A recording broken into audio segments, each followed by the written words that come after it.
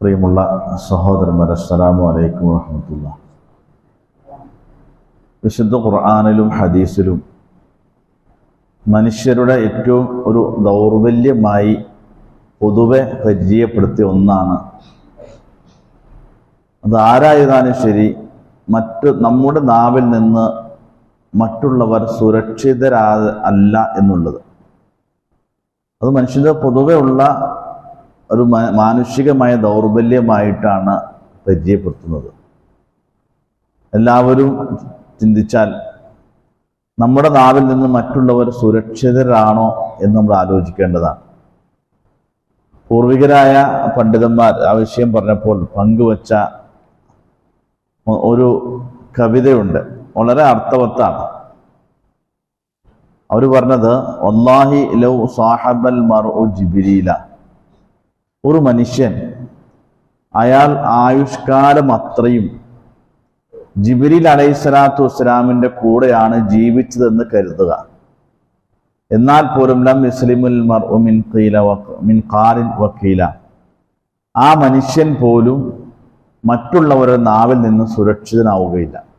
ഒരാൾ ജിബ്രീൽ അലൈഹിസ്സലാത്തു വസ്സലാമിന്റെ മലക്കിന്റെ കൂടെ ജീവിച്ചു എന്ന് വിചാരിക്കാം. ആ കൂടെ ജീവിച്ച മനുഷ്യനെ കുറിച്ചും ആളുകൾ ഇല്ലാവചനങ്ങൾ പറഞ്ഞുകൊണ്ട് പറയും എന്നാ. വഖദ് ഖീല ഫില്ലാഹി അഖ്വാലൻ മുസന്നഫത്തൻ, എന്തിന് നിങ്ങൾ അത്ഭുതപ്പെടണം, പരിശുദ്ധനായ അള്ളാഹുവിനെ കുറിച്ചും ആളുകൾ ഇല്ലാവചനം പറഞ്ഞിട്ടുണ്ട്.